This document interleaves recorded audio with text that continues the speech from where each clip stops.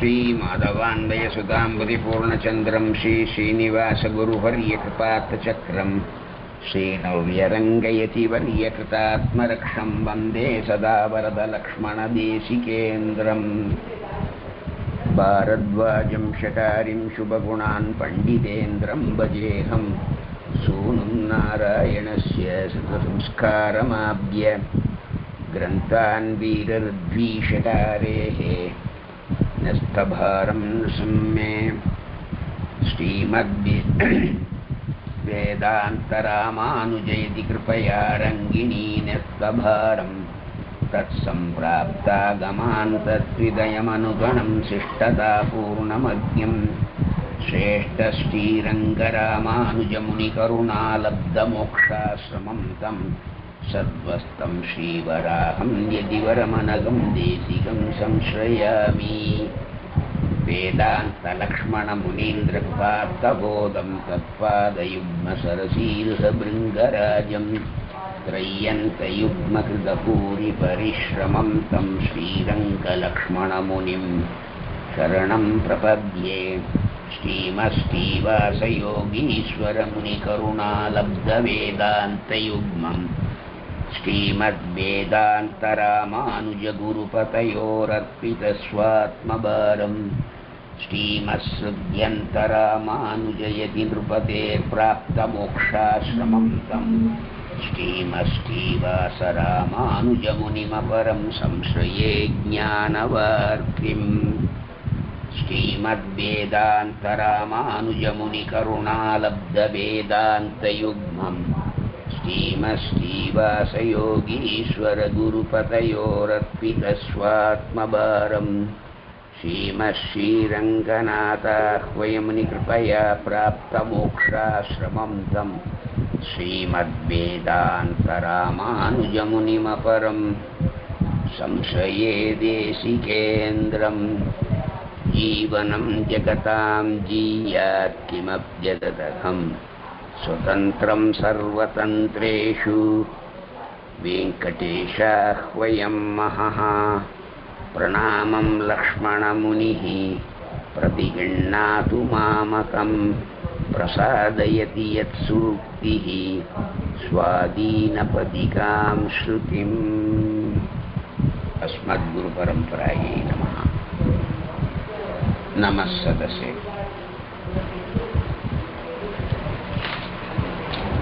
இப்போ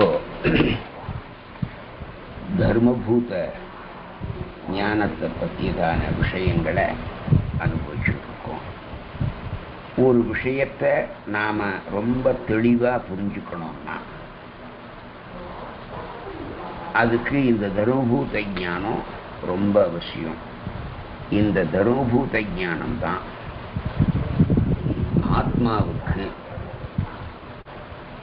பிற பொருள்களை பற்றியதான ஞானத்தை உண்டாக்குகிறது.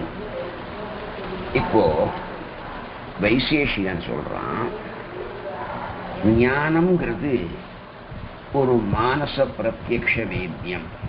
அதாவது ஆத்மாவினுடைய விசேஷ குணமாக அது இருக்கிறதுனால அது மானச பிரத்யக்ஷத்தினாலே அறியப்படுகிறதுன்னு சொல்றான். அதாவது மானச பிரத்யக்ஷ அனுமானத்துல ஞானமோ ஸ்வயம் பிரகாசமா இருக்கு. ஆனா அந்த ஞானத்தை வேறொரு ஞானத்தை கொண்டு தெரிஞ்சுக்கணும்னு சொல்ற. இப்போ ஆத்மாக்கு இருக்கிற ஞானம் வேற, இந்த தர்மபூத ஞானம்ங்கிறது வேற. அப்போ ஆத்மாவுடைய ஞானம் இந்த தர்மபூத ஞானத்தாலே மற்ற பொருள்களை அறிகிறது அப்படின்னு நீங்க சொல்றேன். அப்போ இந்த ரெண்டாவது ஞானத்தை அறியறதுக்கு ஒரு மூணாவது ஞானம் போகணும். அந்த மூணாவது ஞானத்தை அறியறதுக்கு இன்னொரு நாலாவது ஞானம் போகணும். இப்படியே சொல்லிண்டே போயிட்டு இருந்தோம்னா அதுல அனவஸ்தைங்கிற ஒரு தோஷம் வர்றது அப்படின்னு நாம அவனுக்கு பதில் சொல்றோம். அதுக்கு அவன் பதில் சொல்றான் வைசேஷிகன், எல்லாத்தையுமே விரல் நுனியினாலே நாம தொடறோம். ஆனா அந்த விரல் நுனி தன்னைத்தானே தொட முடியாதே. எல்லாவற்றையும் விளக்குற அந்த கோடாலி இருக்கே, அது தன்னைத்தானே பிளந்து கொள்ள முடியாதே. எல்லாத்தையும் பஸ்மமாக்கிற எரிக்கின்ற அக்னியானது தன்னைத்தானே எரிச்சு கொள்ள முடியாதே. அதை போலத்தான் எல்லாவற்றையும் காட்டுகிறதான ஞானம் தன்னைத்தானே நிச்சயம் காட்ட முடியாது. ஏன்னா எது ஒரு கர்த்தாவாக செயல்படுகிறதோ அது நிச்சயமாக கர்மமா இருக்க முடியாது அப்படின்னு சொல்றான். அதுக்கு நம்ம சித்தாந்தி பதில் சொல்ற, ஒரு விஷயத்தை நல்லா தெளிவா புரிஞ்சுக்கணும்ப்பா. எது ஒன்ன நாம எப்படி தெரிஞ்சுக்கிறோமோ அதை அப்படியே ஒத்துக்கணும். இப்போ நீ உதாரணமா சொல்றதான அந்த விரல் நுனி இருக்கே, அப்புறம் அந்த விளக்கின்ற கோடாலி இருக்கே, எரிக்கின்ற அக்னி இருக்கே, அது மூணிலேயும் அதுவே கர்த்தாவாகவும் அதுவே கர்மமாகவும் நிச்சயமா இருக்கல. ஆனா ஆத்ம விஷயத்தில இவ ரெண்டுமே இருக்கிறதாக நீ கூறிய உதாரணம் அதனாலே கண்டிப்பா பொருந்தாது. இப்போ நான் என்னை அறிகின்றேன் அப்படின்னு சொல்லும்போது தன்னைத்தானே அறிகின்றதான ஞானத்தில் அவனுடைய ஆத்மாவே கர்த்தாவாகவும் அந்த ஆத்மாவே கர்மமாகவும் கண்டிப்பா இருக்கு. இத போலத்தான் ஞானமும் கர்த்தாவாகவும் கர்மாவாகவும் இருந்துண்டு தன்னை காட்டுவது என்பது அது சாத்தியம்தான். அதுல எந்த தப்பும் இல்லை.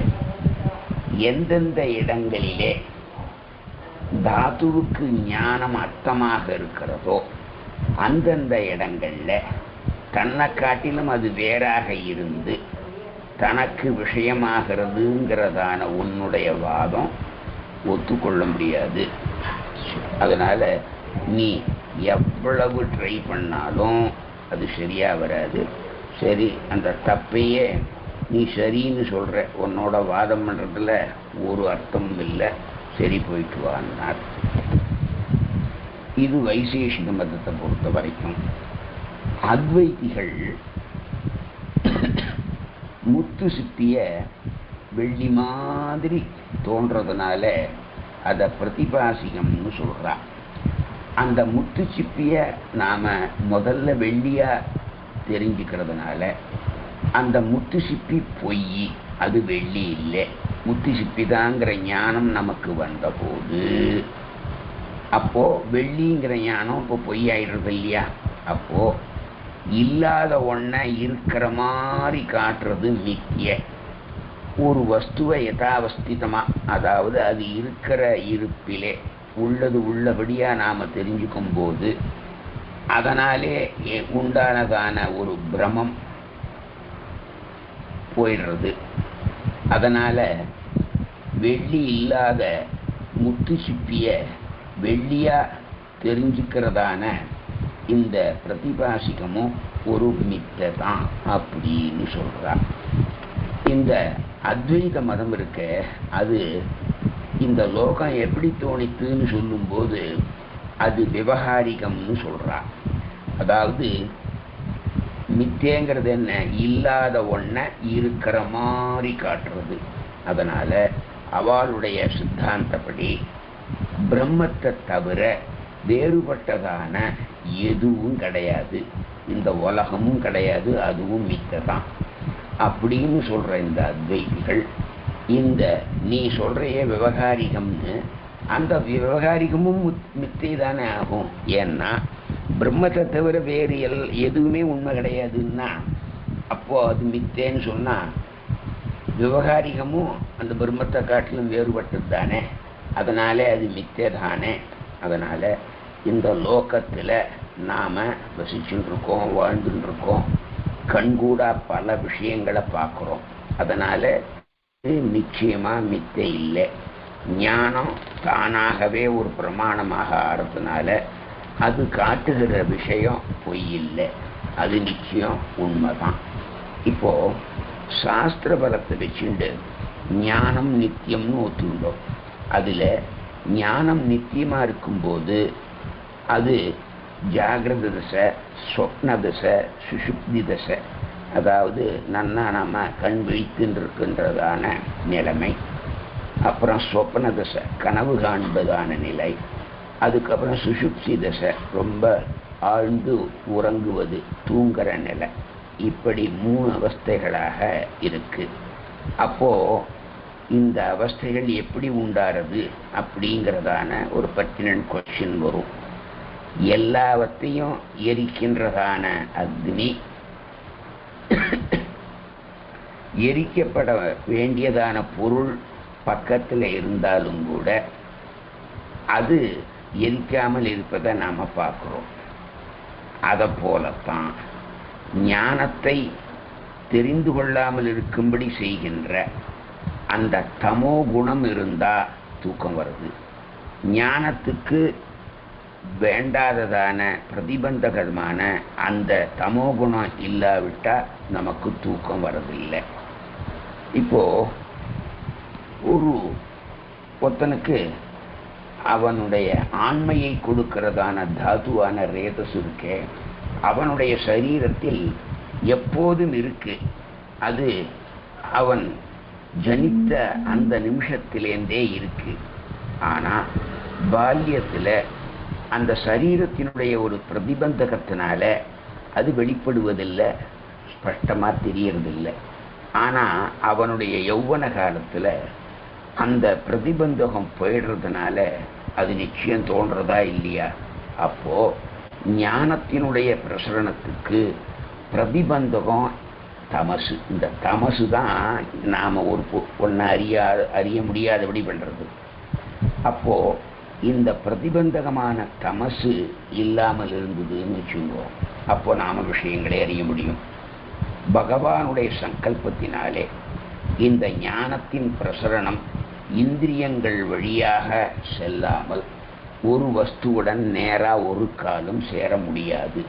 அப்போ இந்திரியமானது வஸ்துவுடன் சேர்வதனால் மட்டுமே இந்த பிரதிபந்தகமான பிரசரணம் நீக்கப்படுகிறது. அந்த அப்போ இந்த குணத்துக்கு என்ன லட்சணங்கிறத நாம் எல்லாருக்கும் நன்னா தெரியும். ஒரு வஸ்துவை ஆசிரிப்பதை சுபாவமாக கொண்டது, அது அந்த வஸ்துனுடைய குணம். இப்போ மிளகான்னா அது காரமாக தான் இருக்கும், உப்புன்னா அது கரிச்சுன்னு தான் இருக்கும், புளின்னா அது புளிப்பாக தான் இருக்கும், வெல்லம்னா அது இனிப்பாக தான் இருக்கும். இப்படி இந்த லட்சணம் ஞானத்தில் இருக்கிறதுனால அதை குணமாக இருக்கிறதுன்னு சொல்கிறோம். அந்த ஞானத்துக்கு சுருங்குதல் விரிதல் என்பதான அவஸ்தைகள் இருக்கிறதுனால அதை ஒரு திரவியமாகவும் நாங்கள் சொல்கிறோம். இப்போ ஆத்மாவுக்கு குணமான ஞானத்தை எப்படி அது ஒரு திரவியமாக சொல்ல முடியும்? ஏன்னா நம்ம இதில் தர்மபூத ஞானம்ங்கிறது ஒரு அச்சேதன வஸ்து, அதை ஒரு திரவியமாக பொருளைத்தான் நாம் கொள்கிறோம்.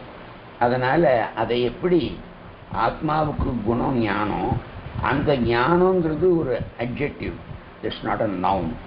அதை எப்படி நாம் நவுனாக சொல்ல முடியும் அப்படிங்கிறதான ஒரு சந்தேகம் எல்லாருக்கும் வருது. ரொம்ப இயற்கை தான், அதில் ஒன்றும் தப்பு இல்லை.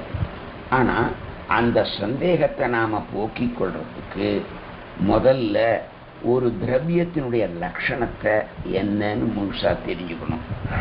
இப்போ அவஸ்தைகளுக்கு இருப்பிடமாக இருக்கு அப்படின்னா அது திரவியத்தின் லட்சணம்னு சொல்றா.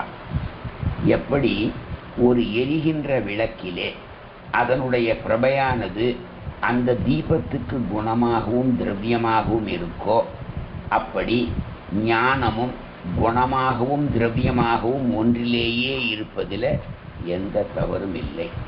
ஒரு வஸ்துவிலே குணமாக இருப்பதும் திரவியமாக இருப்பதும் சேர்ந்து இருக்கிறதுனால எவ்வித விரோதமோ அல்லது தோஷமோ நிச்சயமில்லை. இப்போ உப்ப உப்பை எந்த பொருளோட சேர்த்தாலும் அது கரிக்கத்தான் கரிக்கும். சர்க்கரையை எந்த வஸ்துவோட சேர்த்தாலும் அது இனிக்கத்தான் இனிக்கும். இது அதனுடைய பிரத்யேகமான குண விசேஷம். அதை நம்ம இல்லைன்னு சொல்ல முடியாது இல்லையா? இப்போ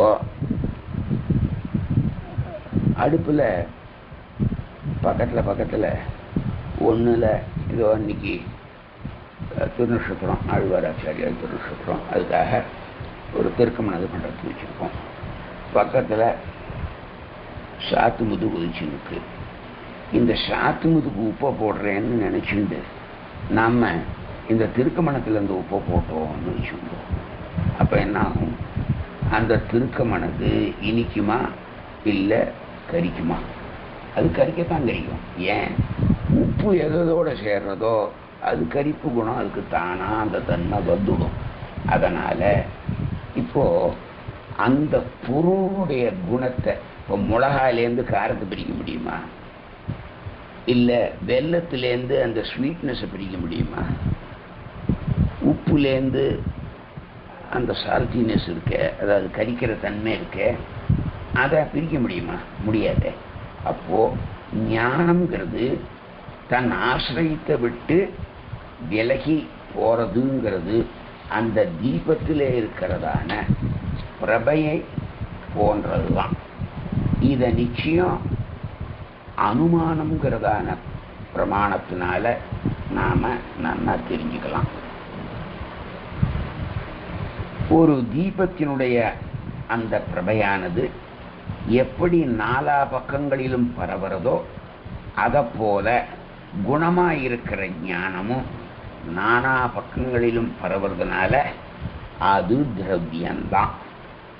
அதுக்கு மேலே ஆத்மாவானது எப்படி அந்த சம்யோகம் அथवा அதிருஷ்டத்தை காட்டிலும் டிஃபரெண்ட்டாக இருக்கோ, அதை மாதிரி அந்த சம்யோகம் மற்றும் அதிருஷ்டத்தை காட்டிலும் வேறுபட்டு பாவனைக்கு காரணமாக இருக்கிறதுனால ஞானம் என்பது நிச்சயம் ஒரு பொருள் தான், ஒரு திரவியம்தான். அதில் எந்த விதமான சந்தேகமும் இல்லை. இப்போது ரூபங்கிறது எப்பொழுதும் ஒரு திரவியத்தை ஆசிரியிச்சே இருக்கும் இல்லையா? இப்போ ஒரு உருவம், ஒரு ஆகாரம்னு சொல்லுவா, அது ஒரு பொருளை சார்ந்தே இருக்கும். அதனால தான் அதை அந்த திரவியத்துக்கு குணம்னு சொல்கிறோம். இப்போ ஞானம் ஆத்மாவை ஆசிரியிச்சிருக்கிறதுனால அந்த ஞானம் அந்த ஆத்மாவுக்கு குணம்னு சொல்கிறோம். அதை போலவே விசேஷணமும் மற்றொன்றை ஆசிரியித்திருக்கிறது. திரவியம் அல்லாததை குணம் என்றோ அல்லது விசேஷணம் என்றோ நாம் ஒரு காலம் சொல்றதில்லை. நம் விசிஷ்டாத்வைத சித்தாந்தத்தில் குணம் என்பது திரவியமாகவும் திரவியம் இல்லாததாகவும் ரெண்டு விதத்திலேயும் இருக்கும். திரவியமான குணங்களுக்கு ஞானம், தீபத்தின் பிரபை முதலியவைகள் உதாரணமாகும். திரவியம் அல்லாத குணங்களுக்கு அந்த ரூபம், நம்ம கண்ணால் பார்க்குறோமே ஒரு பொருளுடைய ஆகாரம், உருவம், வடிவம், இது உதாரணம். இப்போ குணமானது திரவியம் இல்லாதவைகளை சொல்லும்போது மட்டுமே குணம்னு சொல்கிறோம். அந்த குணமே திரவியங்களை சொல்லும்போது அதை லட்சணையாத்தான் வச்சுக்கணும் அப்படிங்கிறது சில பேருடைய அபிப்பிராயம். இதுவும் தப்பு தான்.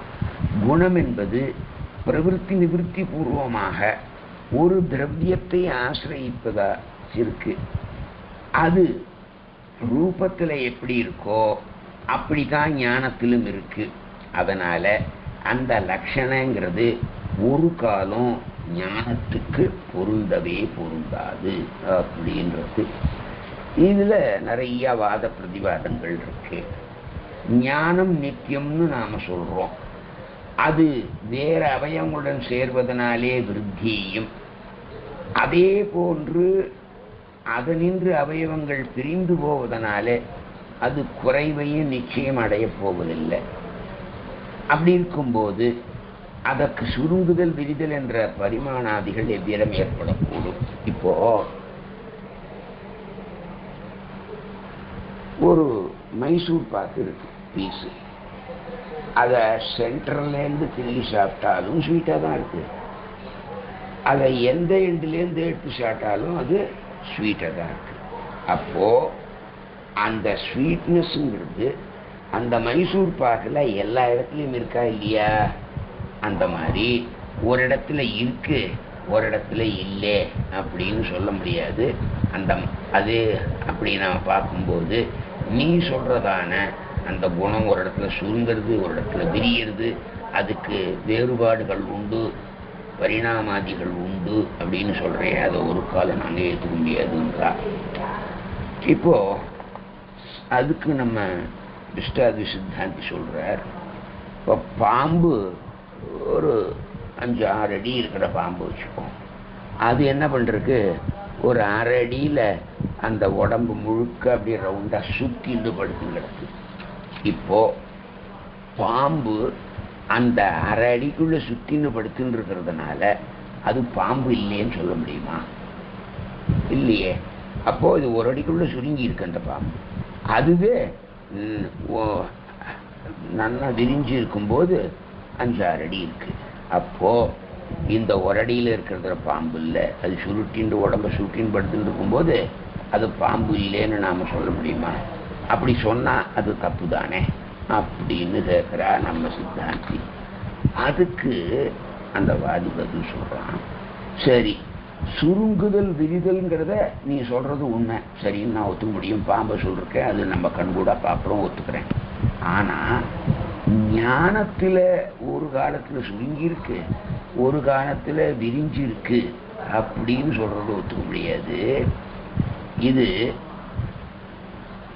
இப்போ ஒரு பஞ்சு பொதி இருக்கு, அது குறைச்சலான அளவுள்ள இடத்துல அதை நெருக்கி வச்சோம்னா அந்த இது ரொம்ப நெருக்கமா இருக்கு. அதவே ஒரு பெரிய இடத்துல வச்சு அது ரொம்ப ஃப்ளஃபியா இருக்கு, அதனால அதுக்கு நெருங்காமல் இருக்கு. இப்படித்தான் ஞானம் இருக்க முடியுமே தவிர, அப்படி அதை ஞானத்தை ஒத்துக்கிட்டோம்னா அந்த ஞானத்தினுடைய நித்தியத்துவம் போயிடுமே. அதுக்கு நீ என்ன பதில் சொல்ற அப்படின்னு கேட்கிறா. அதுக்கு நம்ம விசிஷ்டாத்வி சித்தாந்தி பதில் சொல்றார்,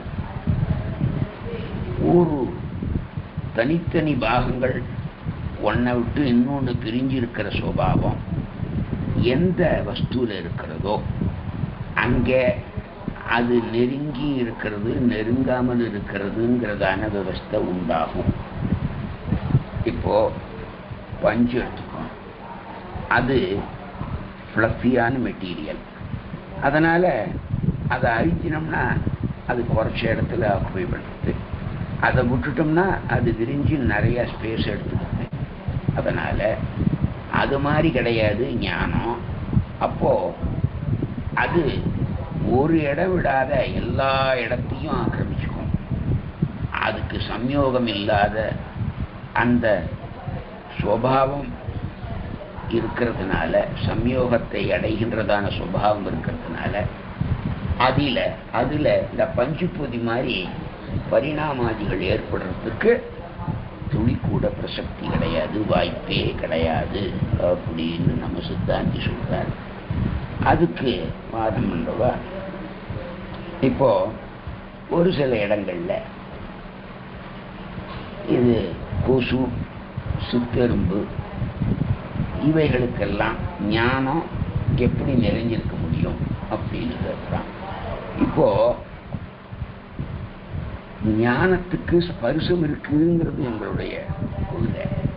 அதனால அது எவ்வளவு மைன்யூட்டா சின்ன இடமா இருந்தாலும் அதில இந்த ஞானம் நிறைஞ்சிருக்கும். அதனால அதுல ஒரு தப்பும் இல்லை அப்படின்னா, ஜைன மதத்துல ஆத்மாவனுடைய சொரூபம் அதனுடைய சரீரத்துக்கு தக்கவாறு பெருசாகவும் சின்னதாகவுமா இருப்போம். நம்ம விஷ்டாத்வை சித்தாந்தத்துல எறும்பா இருந்தாலும் சரி, கொசுவா இருந்தாலும் சரி, மனுஷனா இருந்தாலும் சரி, அதிலேயே பிறந்த குழந்தையா இருந்தாலும் சரி, 5 வயசா இருந்தாலும் சரி, 10 வயசா இருந்தாலும் சரி, 50 வயசா இருந்தாலும் சரி, யானையா இருந்தாலும் சரி, பூனையா இருந்தாலும் சரி, எலியா இருந்தாலும் சரி, ஆத்மாவுடைய சுரூபம் ஒன்னாதான் இருக்கும். ஆனா இந்த ஜெயின மதத்துல என்ன சொல்றான்னா, இப்போ ஒரு யானைக்கு ஆத்மா பெருசா இருக்கும், அது சித்தெரும்புக்கு ஆத்மா சின்னதா இருக்கும்னு சொல்றாளாம். ஏன்னா இது ஆத்மா அந்த சரீரத்துக்கு ஏற்ற மாதிரி பரிணாமத்தை அடையும். அதனால அந்த ஆத்மா இதுல கொசுவில் இருக்கிற ஆத்மா சின்ன ஆத்மா, யானையில இருக்கிற ஆத்மா பெரிய ஆத்மா அப்படின்னு சொல்றா. இத ஒத்துக்க முடியாது. அப்போ இது பிரமாணம் இல்லாம சாஸ்திரத்தினால ப்ரூவ் பண்ணாத ஒரு உருவத்தை வச்சுட்டு பெரிய உருவத்துக்கு பெரிய ஆத்மா, சின்ன உருவத்துக்கு சின்ன ஆத்மான்னு சொன்னா அத வியாசரான சூத்திரக்காரரே அது தூஷணம் பண்ணிருக்கார். அதனால ஞானத்துக்கு சாஸ்திர பிரமாணத்தினாலே நாசம் இல்லைன்னு சொல்றதுனால அது எப்போதும் ஒரு நித்தியமான வஸ்து தான் அப்படிங்கிறதுல எந்த சந்தேகமும் இல்லை. அப்போ ஞானம் திரவியம்னா அந்த ஞானத்துக்கு திரவியத்துடனான சம்பந்தம் சம்யோகம்னு சொல்றே. அப்போ முன்னால உண்டானதான வஸ்துவும் இனிமே உண்டாக போகிறதான வஸ்துவும் இப்போ இந்த பிரசன்ட்ல தற்காலத்திலே நிகழ்காலத்திலே இல்லாத இருக்கிறதுனால அதனுடைய ஞானத்திற்கு எப்படி ஒரு சம்யோகம் உண்டாக முடியும்? அதாவது த மெட்டீரியல் பாஸ்ட்ல இருந்தாலும் சரி, அது ஃபியூச்சர்ல இருக்க போறதா இருந்தாலும் சரி, அந்த ஞானத்துக்கு அந்த பொருளோட ஞானத்துக்கு ஒரு சம்யோகம் இருக்காதே. அப்போ அது முன்னால இருந்தது, இது இன்னுமே தான் உண்டாக போறதுங்கிற ஞானம் எப்படி நமக்கு உண்டாக முடியும்? அதாவது இது என்ன புரிஞ்சுக்கணும்னா, இப்போ பால் இருக்கு, அந்த பாலை புற ஊற்றி வச்சிருக்கோம், இது நாளைக்கு தயிரா மாறிடும் அப்படின்னு நமக்கு எல்லாருக்கும் தெரியும். என்ன கண் கூட பார்த்துருக்கோம், அதனால சொல்றோம்.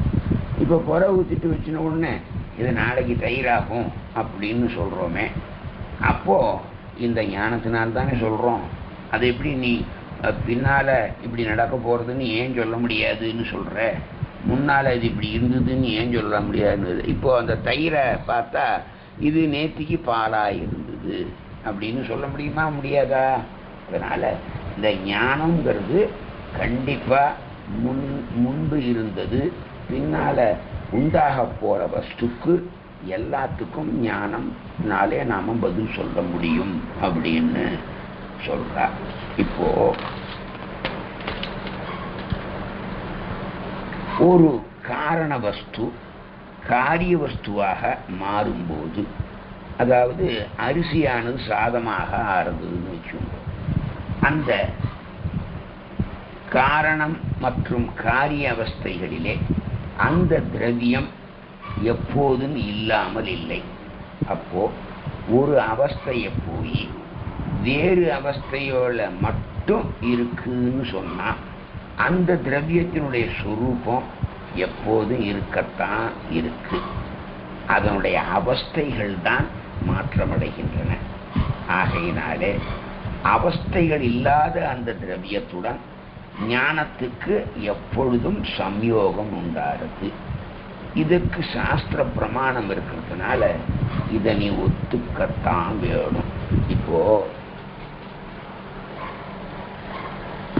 நம்ம 18ஆம் பேருக்கு அது கலந்து சாதம் பண்ணுவா.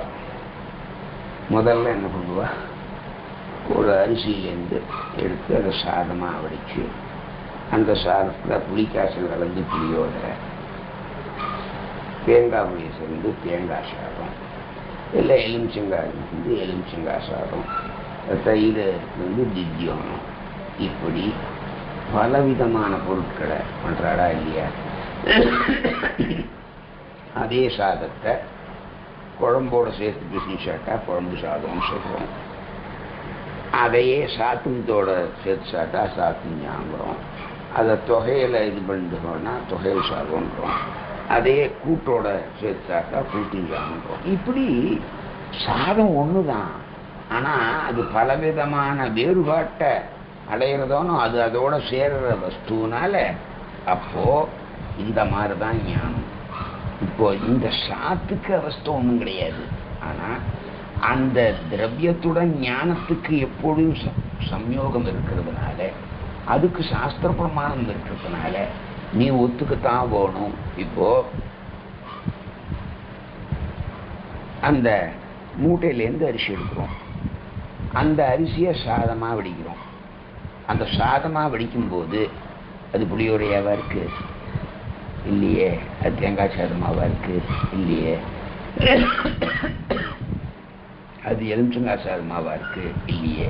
ஆனால் அதோட வஸ்துவோட சேர்த்து அதை பண்ணும்போது அந்த மாதிரியான ஒரு இது ஏற்படுறதா இல்லையா? ஆனால் எல்லாத்துக்கும் காமன் என்ன? இந்த அரிசியிலேருந்து நாம் வடிச்சோமே அந்த சாதம் தானே. அதனால இந்த வைசேஷிகனுக்கு சொல்லும் போது நம்ம சித்தாந்தி முன்னால் உண்டான வஸ்துக்களுக்கும் இனிமேதான் உண்டாக போற வஸ்துக்களும் ஞானத்தினுடைய விஷயம் என்பதை நீ ஒத்துதான் ஆகணும் அப்படின்னு சொன்னா அது சரி முகம். அதுக்கப்புறம் இந்த பாட்ட மதத்தை சேர்ந்தவங்க கூட அதுல பிராகட்டியம் உண்டாயிருக்குன்னு போன தரம் பார்த்துமே அந்த மாதிரி சொல்றான். இப்போ நாமெல்லாம் ஒரு அண்டத்துல வசிக்கிறோம். இப்போ இன்னொரு அண்டத்திலேருந்து ஒன்று வர்றது, அதை தெரிஞ்சுக்கிறோம் வச்சுப்போம். இப்போ இந்த வஸ்துக்கள் இந்த ரெண்டு இடங்களிலும் ஒன்றுக்கொன்று ரொம்ப தொலைவில் ரொம்ப தூரத்தில் இருந்தாலும் கூட அதை பற்றியதான ஞானம் நமக்கு ஏற்படுறதா இல்லையா? அப்படி இந்த ரெண்டு காலங்களும், அதாவது கடந்த காலமும் சரி எதிர்காலமும் சரி, ஒன்றுக்கொன்று எதிரடையாக வேறாக இருந்தாலும் கூட கடந்த மற்றும் எதிர்கால வஸ்துக்களை பற்றிய விஷயத்திலே நமக்கு ஞானம் உண்டாகிறது. இப்போ பாலை இன்னைக்கு புற ஊற்றினோம்னா அது நாளைக்கு தயிராகும் என்றோ, அந்த இப்போ தயிரை நாம பார்க்கும்போது இது நேத்தி பாலா இருந்ததுங்கிறதான விஷயம், அந்த ஞானம் இருக்க அது நமக்கு ஏற்படத்தானே செய்கிறது. அப்போ அந்த கடந்த காலத்தை பற்றியதானதும் எதிர்காலத்தை பற்றியதானதுமான அந்த விஷயத்திலே நமக்கு ஞானம் கண்டிப்பாக ஏற்படுறது. அப்படி அதுல எந்த விதமான சந்தேகமும் யாருக்கும் வேண்டாம் அப்படின்னு சொல்லி அந்த குணத்துக்கு ஞானத்துடன் சம்பந்தங்கிறது ஒரு சம்யுக்த ஆசிரயணம்னு சொல்லி அந்த சம்யுக்த ஆசிரயத்தை மேல விவரிச்சுட்டு போறார். இந்த சூரியன், சந்திரன், நட்சத்திரம் இதெல்லாம் நம்மளேருந்து கண்டுக்கிறவங்க ரொம்ப தூரத்தில் இருக்கு. அதெல்லாம் நாம நம்மளுடைய ஞானத்தினால தெரிஞ்சுக்கிறோமா இல்லையா? அப்படி நாம தெரிஞ்சுக்கும் போது பார்க்கின்ற நமக்கும் அந்த சூரியனோ சந்திரனோ நட்சத்திரமோ இருக்கிறதான அந்த தொலை தூரத்தில் இருக்க அந்த வஸ்துக்கும் இடத்தில் அந்த நமது ஞானத்தினால அதை நாம தெரிஞ்சுக்க முடியறதில்லை. அப்போ இரண்டுக்கும் இடையில் இருக்கின்றதான வஸ்துக்களுடன் நம்மளுடைய ஞானமானது சம்யோகம் இருந்தாலும் அதை நாம தெரிஞ்சுக்கிறது இல்லையே. அது ஏன் அப்படின்னு வாதி கேட்டான். அதுக்கு பதில் சொல்றார் நம்ம சித்தாந்தி. நாம ஒரு பொருளை பார்க்கிறோம். அப்படி பார்க்கும்போது நம்மளுடைய சாட்சுஷ இந்திரியம், அதாவது கண்ணு, நேரா நாம பார்க்கின்றதான அந்த வஸ்துவுடன் ஒரு தொடர்பை ஏற்படுத்தி நடுவில் இருக்கிற பொருள்கள் நமது சக்ஷுஷேந்திரியம் சம்யோகத்தை அடையாதனால நாம அதை பார்க்க முடியறதில்லை. அதனாலதான் ஜீவன் பத்த திசையில, இந்த சம்சாரி திசையில இருக்கும்போது அவனுடைய ஞானம் இந்திரியத்துடன் கூடித்தான் பிரகாசிக்கிறது. எதுக்கு இந்திரியத்துடன் சம்யோகம் இல்லையோ அதோட ஞானத்துக்கும் சம்யோகம் கட்டாயம் ஏற்படுறது இல்லை அப்படின்னார். கரண்ட் போயிடுத்து. இதுக்கு மேல் இருக்கிறத அடியேன் நாளைக்கு இது பண்ணிக்கலாம். கவிதார்க்கிய சிம்ஹாய கல்யாண குணசாலினி ஸ்ரீமதே வெங்கடேசாய வேதாந்த குரவே நமஹ.